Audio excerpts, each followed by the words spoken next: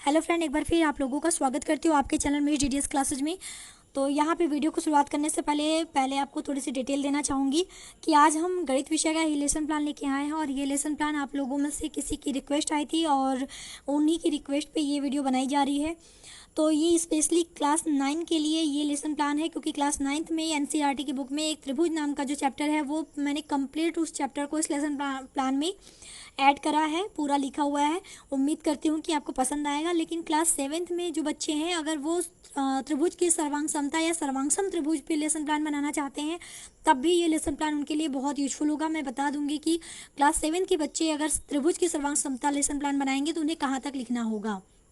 अगर वीडियो पसंद आएगी तो वीडियो को लाइक शेयर और चैनल को प्लीज़ सब्सक्राइब कर दीजिएगा।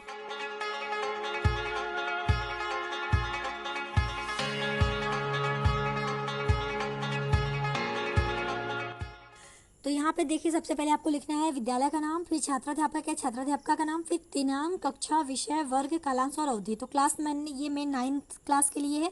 क्लास 7th के बच्चे बना सकते हैं त्रिभुज के सर्वांग समता का लेसन प्लान, जैसा मैंने अभी बताया। विषय हमारा गणित है, वर्ग ये रखा है मैंने, कालांश फर्स्ट रखा है, अवधि 40 मिनट की है। प्रकरण हमारा त्रिभुज है, यानी ये पूरा कंप्लीट चैप्टर है। या फिर आप लेसन प्लान बना सकते हैं सर्वांगसम त्रिभुज के लिए, क्लास 9th के बच्चे भी इसे बना सकते हैं और क्लास 7th के बच्चे भी बना सकते हैं, चाहे वो सर्वांग सम त्रिभुज रखे अपना प्रकरण या फिर त्रिभुज की सर्वांग समता, दोनों में से कोई भी रख सकते हैं। अब बात करते हैं समानुदेश की। तो पहला समानुदेश, विद्यार्थी गणित विषय के प्रति रुचि ले सकेंगे। दूसरा, विद्यार्थियों की तार्किक व मानसिक क्षमता का विकास हो सकेगा। तीसरा, विद्यार्थी गणित विषय का उपयोग दैनिक जीवन में करना सीख जाएंगे। चौथा, छात्र शीघ्रता एवं शुद्धता से गणितीय गणनाओं को हल कर सकेंगे। आप वीडियो को रोक के चाहे स्क्रीनशॉट ले सकते हैं या फिर आप पीडीएफ डाउनलोड कर सकते हैं। पीडीएफ की लिंक वीडियो के डिस्क्रिप्शन बॉक्स में है। बात करते हैं विशिष्ट उद्देश्य की। तो पहला है ज्ञानात्मक, तो विद्यार्थी त्रिभुज संबंधी ज्ञान प्राप्त कर सकेंगे। दूसरा है अवबोधात्मक, तो विद्यार्थी त्रिभुज संबंधी प्रश्नों को हल कर सकेंगे। तीसरा है कौशलात्मक, विद्यार्थी त्रिभुज व सर्वांगसम त्रिभुज से संबंधित प्रश्नों को हल करने का कौशल प्राप्त कर सकेंगे। चौथा है अभिरुचि, विद्यार्थी त्रिभुज व सर्वांगसम त्रिभुज के प्रश्नों व नियमों को समझने व हल करने में रुचि ले सकेंगे। सहायक सामग्री में चौक, डस्टर, लपेट, श्यामपट्ट, चार्ट इत्यादि। पूर्व ज्ञान में विद्यार्थी रेखा तथा त्रिभुज के बारे में सामान्य जानकारी रखते हैं। चलिए बढ़ते हैं पाठ प्रस्तावना प्रश्न की तरफ। तो इसमें आपको बनाना है 3 तरह के कॉलम, एक क्रम संख्या, छात्राध्यापक या छात्राध्यापिका क्रिया और एक विद्यार्थी अनुक्रिया की।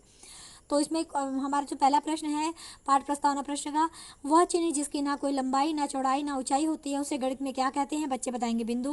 दूसरा, 2 बिंदुओं से मिलने वाली आकृति को क्या कहते हैं? बच्चे बताएंगे रेखा। तीसरा, 3 रेखाओं से घिरी बंद आकृति को क्या कहते हैं? बच्चे बताएंगे त्रिभुज। चौथा, त्रिभुज में कितनी भुजा और कितने कोण होते हैं? बच्चे बताएंगे 3 भुजा और 3 कोण। पांचवा, हम पूछेंगे कि त्रिभुज की भुजा एवं कोण से संबंधित सर्वांग समता नियम के बारे में आप क्या जानते हैं? बच्चे इसे नहीं जानते, बच्चे रहेंगे मौन, और यही हमारा हो जाएगा समस्यात्मक प्रश्न। क्योंकि चाहे 7th का बच्चा हो चाहे 9th का बच्चा हो, सर्वांग समता जो है दोनों को पढ़नी है, तो आप ये लास्ट क्वेश्चन पूछ सकते हैं। बात कर सकते हैं अगले उद्देश्य कथन में। तो हम लिखेंगे कि बच्चों, आज हम लोग त्रिभुज या सर्वांगसम त्रिभुज के बारे में विस्तार पूर्वक अध्ययन करेंगे। तो ये हमारा कंप्लीट हो गया उद्देश्य कथन। चलिए अब चलते हैं पाठ प्रस्तुतिकरण की तरफ। तो इसमें आपको बनाना है 4 भाग। यहाँ पे एक भाग है शिक्षण बिंदु का, दूसरा है छात्राध्यापक या छात्राध्यापिका क्रिया, तीसरा है विद्यार्थी अनुक्रिया, चौथा है शिक्षण विधियां। तो हमारा जो पहला शिक्षण बिंदु है वो है त्रिभुज व सर्वांगसम त्रिभुज अथवा सर्वांग समता। आप इसमें से इस तरह से आप शिक्षण बिंदु लिख सकते हैं। कुछ विकासात्मक प्रश्न होते हैं छात्राध्यापक क्रिया के अंतर्गत, तो देख लेते हैं क्या है। पहला है 3 रेखाओं से घिरी बंद आकृति को क्या कहते हैं? बच्चे बताएंगे त्रिभुज, तो विद्यार्थी अनुक्रिया में त्रिभुज हो जाएगा। दूसरा हम प्रश्न पूछेंगे सर्वांगसम त्रिभुज से आपका क्या तात्पर्य है? बच्चे नहीं बता पाएंगे, तो मौन। और विधि हमारी क्या है? प्रश्नोत्तर विधि, जैसा कि आप स्क्रीन पे देख रहे हैं। अब हम स्पष्टीकरण के माध्यम से इस चीज़ों को स्पष्ट करेंगे। तो स्पष्टीकरण में पहले हम बताएंगे त्रिभुज के बारे में छोटी सी चीज़ कि 3 रेखाओं से घिरी बंद आकृति को त्रिभुज कहते हैं। इससे त्रिभुज जो सिंबल यहाँ पे आपको दिख रहा होगा से निरूपित करते हैं। फिर इसमें हम आगे बताएंगे त्रिभुज के कई प्रकार होते हैं, जैसे समबाहु, समद्विबाहु, समकोण इत्यादि। ठीक है, मतलब जो भी प्रकार है हमने 2-3 के नाम लिख दिए। विद्यार्थी आप अनुक्रिया साथ में देखते चलिए। विद्यार्थी ध्यानपूर्वक सुनेंगे, देखेंगे व लिखेंगे। और विधि में व्याख्यान विधि, श्यामपट्ट विधि। अब इसी में हम सर्वांग समता को भी स्पष्ट करेंगे स्पष्टीकरण के अंतर्गत ही। तो सर्वांग समता चलिए देख लेते हैं पूरा स्पष्ट रूप से। इसमें लिखेंगे जब 2 त्रिभुज की सारी भुजाओं एवं कोणों का माप समान होता है तो वे त्रिभुज सर्वांगसम होते हैं। जब ऐसा होता है तो एक त्रिभुज को दूसरे त्रिभुज पर अध्यारोपित करने पर पहला त्रिभुज दूसरे त्रिभुज को पूर्णतया ढक लेती है। उदाहरण यहाँ दिया गया है, त्रिभुज ABC है और त्रिभुज PQR। तो त्रिभुज ABC सर्वांगसम है त्रिभुज पी क्यू आर के, तो जो सर्वांगसमता का सिंबल होता है वो होता है डबल आपका, यानी इक्वल वाला जो सिंबल होता है उसके ऊपर एक टेढ़ा सा एरो की तरह, मतलब जो टेढ़ी लाइनें होती है वो बना होता है, तो ये सिंबल सर्वांगसमता का सिंबल होता है। इसे में आगे लिखेंगे, ये दोनों त्रिभुज बिल्कुल समान है, अगर एक के ऊपर दूसरे को रखेंगे तो एक त्रिभुज दूसरे त्रिभुज को पूरी तरह ढक लेगा, अतः यह सर्वांगसम त्रिभुज है। उदाहरण 2 में दो त्रिभुज बनाई गई है जिसमें कि उनके जो है भुजाओं के माप लिखे गए हैं। तो यहाँ पे आप देख सकते हैं जो वैल्यू है वो 4, 3, 6 है दोनों की। तो यहाँ नीचे लिखेंगे कि ऊपर दी गई दोनों आकृति अलग अलग स्थिति में है, पर उनकी भुजाओं के माप समान है। स्थिति अलग होने के बावजूद ये दोनों एक दूसरे के सर्वांगसम है। विद्यार्थी अनुक्रम में विद्यार्थी ध्यान पूर्वक सुनेंगे, देखेंगे व लिखेंगे विधि, सैंपट और उदाहरण विधि।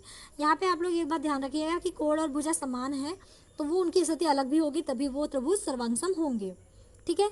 दूसरा हमारा जो शिक्षण बिंदु है वो त्रिभुजों की सर्वांगसमता के नियम, सबसे इंपॉर्टेंट यही है। तो इसमें भी विकासात्मक प्रश्न है। पहला है, अगर दो त्रिभुजों की सारी भुजाओं एवं कोणों का मान समान हो तो वे क्या एक दूसरे के क्या होते हैं। यहाँ पे क्या 2 बार लिखा गया है, तो अब बच्चे बताएंगे सर्वांगसम होते हैं। तो दूसरा है, त्रिभुजों की सर्वांगसमता के नियम क्या है, बच्चे नहीं बता पाएंगे। मौन या अस्पष्ट उत्तर विधि हमारी प्रश्नोत्तर विधि। अब स्पष्टीकरण देखते हैं। तो पहला नियम है भुजा कोण भुजा, जिसे ऐसे या सर्वांगसमता नियम। इसके अनुसार दो त्रिभुज सर्वांगसम होते हैं यदि एक त्रिभुज की 2 भुजाएं और उनका अंतर्गत कोण दूसरे त्रिभुज की 2 भुजाएं एवं उनके अंतर्गत कोण के बराबर हो। तो यहाँ पे देख सकते हैं त्रिभुज सीओबी और त्रिभुज पीक्यूआर में सीओ बराबर ओक्यू है, बीओ बराबर पीओ है और कोण सीओबी बराबर कोण पीओक्यू है। तो पी सीओबी त्रिभुज और पी क्यू त्रिभुज जो है वो सर्वांगसम है। ठीक है। विद्यार्थी ध्यानपूर्वक देखेंगे, सुनेंगे तथा लिखेंगे। विधि हमारी सैंपट विधि यूज होती है, साथ में लिखते चलेंगे। दूसरा नियम है कोण भुजा कोण, इसी ASA सर्वांगसमता नियम। तो इस नियम के अनुसार दो त्रिभुज सर्वांगसम होते हैं यदि एक त्रिभुज के 2 कोण और उनकी अंतर्गत भुजा दूसरे त्रिभुज के 2 कोणों और उनकी अंतर्गत भुजा के बराबर हो।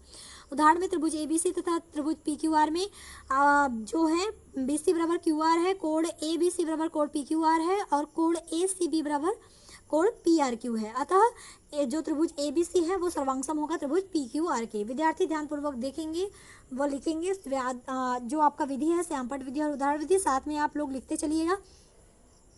तो यहाँ पे मैं केवल आपको एक एक करके नियम जो है वो दिखाती चलती हूँ। आप इसका स्क्रीनशॉट लेके रख सकते हैं या फिर PDF डाउनलोड कर सकते हैं, लिंक अवेलेबल है आपके डिस्क्रिप्शन बॉक्स में। तीसरा नियम हमारा है भुजा भुजा भुजा यानी SSS सर्वांगसमता नियम। यहाँ पर A जो है वो बताता है कोण को यानी एंगल, S जो है वो भुजा बताता है यानी साइड। ठीक है, इसलिए यहाँ पे साइड साइड साइड, इस SSS का मतलब यही होता है।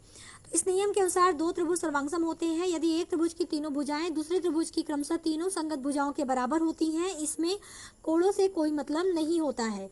उदाहरण के लिए त्रिभुज ABC तथा त्रिभुज PQR में AC बराबर PR, AB बराबर PQ और CB बराबर RQ। अतः त्रिभुज ABC सर्वांगसम होगा त्रिभुज PQR के। विद्यार्थी अनुक्रिया में विद्यार्थी ध्यानपूर्वक देखेंगे व लिखेंगे। विधि हमारी सैंपट विधि और उदाहरण विधि। चलिए हमारा चौथा देख लेते हैं। चौथा नियम हमारा है कोण कोण भुजा यानी AAS सर्वांगसमता नियम। तो इस नियम में भी क्या होता है चलिए बताते हैं। इस नियम के अनुसार दो त्रिभुज सर्वांगसम होते हैं यदि इन त्रिभुजों के 2 कोणों के युग्म बराबर हो और संगत भुजाओं का एक युग्म बराबर हो। तो त्रिभुज ABC तथा त्रिभुज PQR में कोण CAB बराबर कोण RPQ, कोण ACB बराबर कोण PRQ और AB बराबर PQ। अतः त्रिभुज ABC सर्वांगसम होगा त्रिभुज PQR के। विद्यार्थी अनुक्रिया में विद्यार्थी ध्यानपूर्वक देखेंगे व लिखेंगे और विधि सैंपट विधि और उदाहरण विधि। बात आती है हमारी 5वें, जो हमारा लास्ट इस सर्वांगसमता का नियम है, तो समकोण कर्ण भुजा RHS सर्वांगसमता नियम। तो ये नियम क्या कहता है, इस नियम के अनुसार दो त्रिभुज सर्वांगसम होते हैं यदि एक समकोण त्रिभुज का कर्ण और एक भुजा दूसरे समकोण त्रिभुज के क्रमशः कर्ण और संगत भुजा के बराबर होता है। यह नियम केवल समकोण त्रिभुज के लिए कारगर होता है। उदाहरण में त्रिभुज ABC तथा त्रिभुज PQR में कोण CAB बराबर कोण RPQ इक्वल टू 90 अंश है क्योंकि समकोण त्रिभुज है, और CB बराबर RQ है और AB बराबर PQ है। अतः त्रिभुज ABC सर्वांगसम होगा त्रिभुज PQR के। विद्यार्थी अनुक्रिया में विद्यार्थी ध्यानपूर्वक देखेंगे व लिखेंगे और विधि हमारी सैंपट विधि और उदाहरण विधि।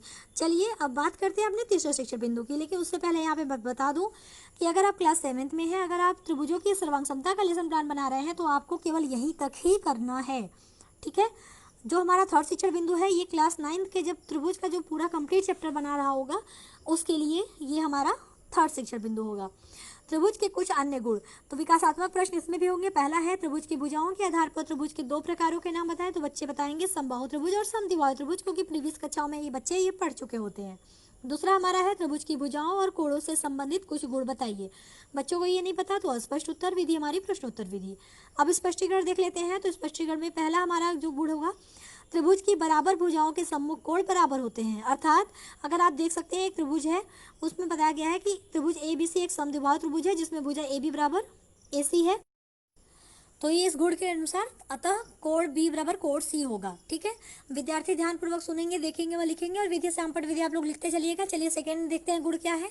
तो किसी त्रिभुज के बराबर कोणों की सम्मुख भुजाएं बराबर होती हैं। तो आप त्रिभुज ABC में देख सकते हैं कोण B बराबर कोण C होगा, तो C की सम्मुख भुजा AB है और B की सम्मुख भुजा AC है, तो ये दोनों भी क्या होंगे, बराबर होंगे, तो AB बराबर AC होगा। तीसरा हमारा गुण है किसी समबाहु त्रिभुज का प्रत्येक कोण 60 अंश का होता है। तो समबाहु त्रिभुज है तो तीनों भुजाएं बराबर होंगी, यानी AB बराबर AC बराबर BC, तो कोण C बराबर कोण B बराबर कोण A भी होगा और तीनों की जो वैल्यू होगी वो 60 डिग्री होगी, यानी 60 अंश होगा। और विद्यार्थी अनुक्रिया में आप साथ में देखते चलिए कि विद्यार्थी ध्यानपूर्वक सुनेंगे, देखेंगे वो लिखेंगे और विधि सैंपट विधि आप लोग साथ में लिखते चलिएगा। हम अपना चौथा गुण देखते हैं। तो चौथा गुण है किसी त्रिभुज में लंबी यानी बड़ी भुजा का सम्मुख कोण बड़ा होता है। जैसे आप देख सकते हैं त्रिभुज में सबसे बड़ी भुजा CB है तो सबसे बड़ा कोण कोण A होगा। पांचवा है किसी त्रिभुज में बड़े कोण की सम्मुख भुजा लंबी यानी बड़ी होती है। तो त्रिभुज आप देख सकते हैं इसमें सबसे बड़ा कोण क्या है, A है, तो सबसे बड़ी भुजा CB होगी, सम्मुख भुजा। छठा है किसी त्रिभुज में दो भुजाओं का योग तीसरी भुजा से बड़ा होता है। अर्थात अगर आप देख सकते हैं त्रिभुज है तो CA प्लस AB बड़ा होगा CB से, AB प्लस CB बड़ा होगा AC से, CB प्लस AC बड़ा होगा AB से, यानी दो अगर भुजाएं मिला दे तो तीसरी से वो हमेशा बड़ी होगी। विद्यार्थी अनुक्रम में विद्यार्थी ध्यानपूर्वक सुनेंगे, देखेंगे व लिखेंगे और विधि अपनी सैंपट विधि आप इसे साथ में लिखते चलिएगा। चलिए यहाँ तक हमारा हो गया पाठ प्रस्तुतिकरण। उम्मीद करती हूँ कि आपको सारी चीजें जो है वो अच्छे से समझ में आ गई होंगी। अब बात करते हैं सैंपट विधि की। तो सैंपट विधि में आप इस तरह लिख दीजिएगा दिनांक, प्रकरण, कक्षा और विषय। तो जो भी कक्षा है 7 या 9 आप उसे लिख लीजिएगा। प्रकरण हमारा त्रिभुज या सर्वांगसम त्रिभुज या त्रिभुज के सर्वांगसमता, जो भी आप प्रकरण रखेंगे। बाकी देखिए सारी चीजें मैंने लिख दी है, तो मैं इसे फिर से तो एक एक चीज बताऊंगी नहीं। जो भी चीजें मैंने पाठ प्रस्तुतिकरण में कंप्लीट की है उसको मैंने यहाँ पे लिख दिया है। सर्वांगसमता के नियम भी लिख दिए हैं और कुछ अन्य गुण भी लिख दिए हैं। सर्वांगसमता क्या होती है वो भी बता दिया है। तो अब बात करते हैं हम बोधात्मक प्रश्न की। तो बोधात्मक प्रश्न मैंने 2 रखे हैं। पहला है सर्वांगसमता से आप क्या समझते हैं। दूसरा है त्रिभुज का भुजा भुजा भुजा सर्वांगसमता नियम क्या है। मूल्यांकन प्रश्न में 2 रखे हैं। पहला है समकोण कर्ण भुजा सर्वांगसमता नियम बताइए। दूसरा है त्रिभुज ABC में कोण A बराबर कोण B है तथा बिंदु C से एक लंब P भुजा AB पे डाला गया है। तो कोण 20 जो कोण C को समद्विभाजित करता है, तो सिद्ध कीजिए कि त्रिभुज APC तथा त्रिभुज BPC दोनों सर्वांगसम है। निरीक्षण कार्य लिखते हैं। तो निरीक्षण कार्य में लिखेंगे बच्चे जब सैंपट कार्य कर रहे होंगे तब छात्राध्यापक उनके कार्यों का निरीक्षण करेगी या करेगा। ठीक है, छात्राध्यापक रहेंगे तो करेगा, छात्राध्यापक रहेगी तो करेगी। गृह कार्य में 2 प्रश्न है। पहला है त्रिभुज के सर्वांगसमता नियम क्या है। दूसरा है त्रिभुज की भुजा व कोणों से संबंधित कुछ गुणों को बताइए। तो ये था कंप्लीट वीडियो। उम्मीद करती हूँ आपको पसंद आया होगा। पसंद आया तो वीडियो को लाइक शेयर, चैनल को सब्सक्राइब करिएगा। अभी के लिए thank you so much. Take care, bye bye, जय हिंद।